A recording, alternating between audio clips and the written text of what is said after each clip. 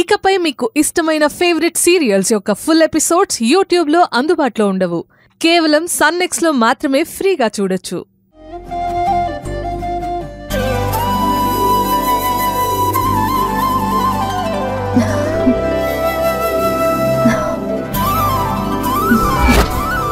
నువ్వు ఇలా వడ్డిస్తుంటే నా కూతురే నాకు ఇష్టమైన వంటలన్నీ చేసి నాకు వడ్డిస్తున్నట్టుగా ఉంది.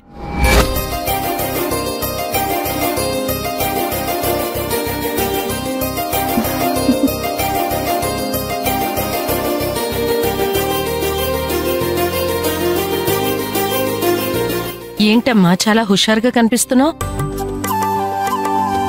ఏం లేదమ్మా, అన్నట్టు చెప్పడం మర్చిపోయాను. నేను చేసిన వంటలు చాలా బాగున్నాయని గౌరీ వాళ్ళ ఇంటికి వచ్చిన గెస్టులందరూ మెచ్చుకున్నారంట. నాకు చాలా హ్యాపీగా అనిపించింది.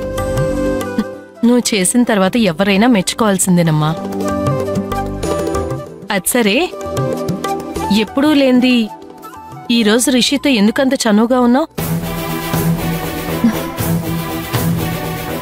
రిషితోనా? నేనా? చనువుగానా? అవును, రిషితోనే. నేను చూశాను. దగ్గరుండి భోజనం వడ్డించడం, కొసరి కొసరి కూరలు వేయటం అంతా చూశాను. పైగా నువ్వేదో ఊహల్లో తేలిపోతున్నట్టు కనిపించావు. ఏంటిది కొత్తగా?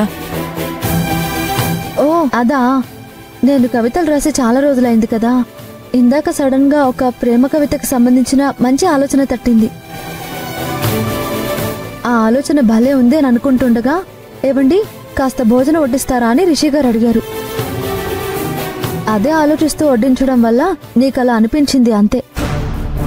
నువ్వు ఎంత ఆలోచనలో ఉన్నా నువ్వు మరీ అంత చనువుగా ఉండటం నాకు నచ్చలేదు.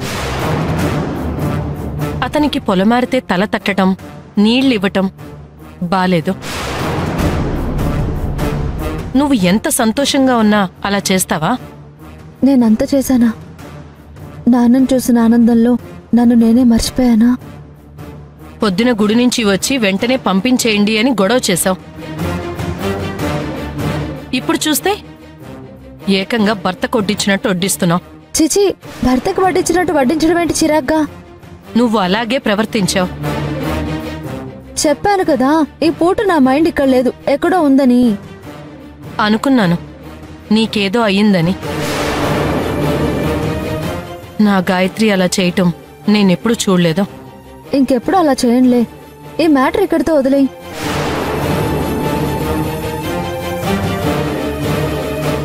నిజంగానే దీనికేదో అయ్యింది.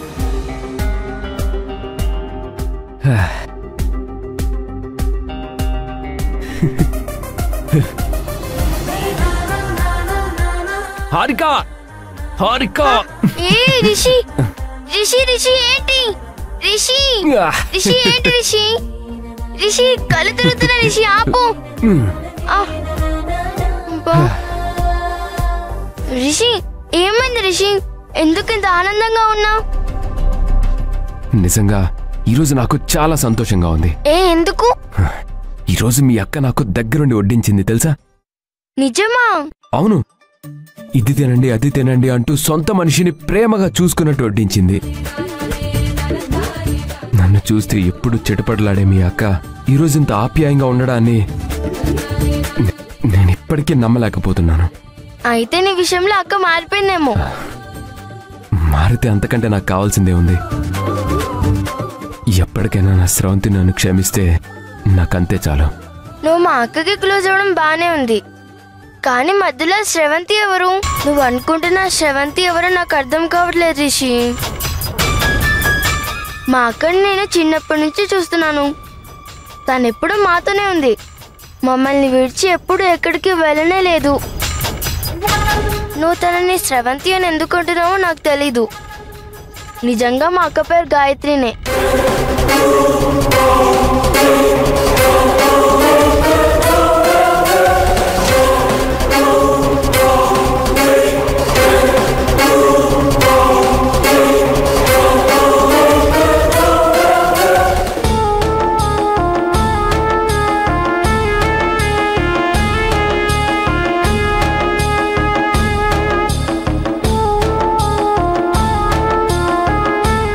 ఏంటండి నన్నేదో కొత్త మనిషిని చూస్తున్నట్టు చూస్తున్నారు.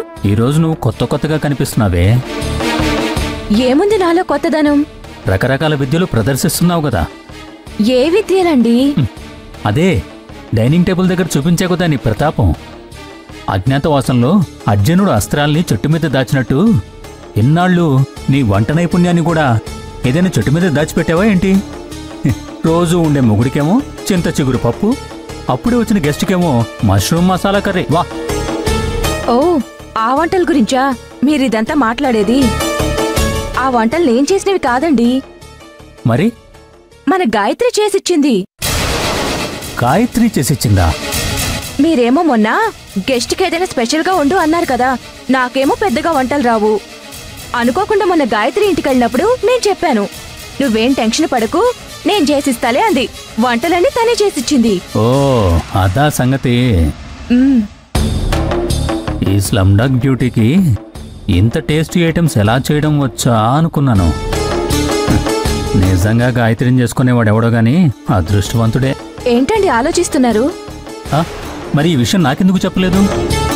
చెప్దామనుకున్నాను కానీ సారీ, డిస్టర్బ్ చేశానా? చచ్చా, అదేం లేదు సార్, రండి.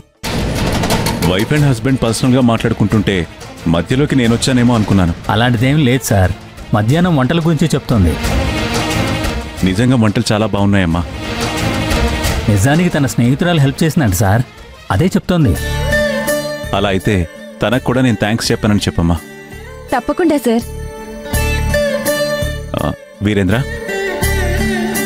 ఇంట్లో ఉండి ఉండి బోర్ కొడుతుంది, అలా బయటికెళ్ళి ఊరు చూసొస్తాను. మీరొక్కరే ఎందుకు సార్, నేను తీసుకెళ్తాను రండి.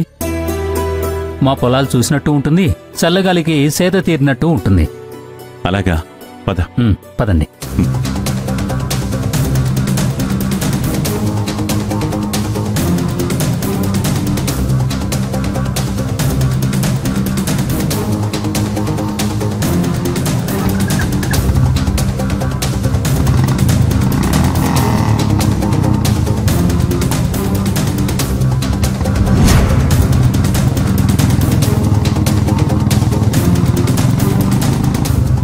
వీరేంద్ర, మీ ఊరి ప్రత్యేకతలేంటి?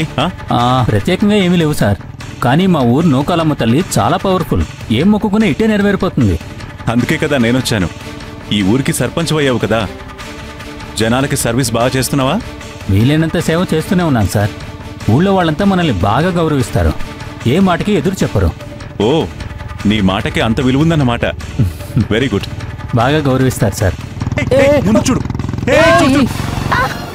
చూసుకో. అయ్యో, లేమ్మా, జాగ్రత్త, లే. దెబ్బలేమైనా తగిలాయా? ఏం కాలేదుగా? చూసుకోవాలి కదా వీరేంద్ర. డ్రైవింగ్ చేస్తూ వెనక్కి తిరిగి మాట్లాడడం ఏంటి? సడన్ గా ఇలా జరుగుతుందని అనుకోలేదు సార్. నీకేం తగలేదు కదమ్మా? ఏం కాలేదండి. అయ్యో, దెబ్బ తగిలిందే. పర్వాలేదు సార్, చిన్న దెబ్బే కదా. నువ్వు చాలా మంచిదానిలా ఉన్నావమ్మా. నీ పేరేంటమ్మా? హారిక. మనకు తెలిసిన వాళ్ళ అమ్మాయేనండి, వాళ్ళది మంచి ఫ్యామిలీ. అర్థమవుతోంది. పిల్లల మీద చిన్న గీత పడినా కన్నవాళ్ళు తట్టుకోలేరయ్యా.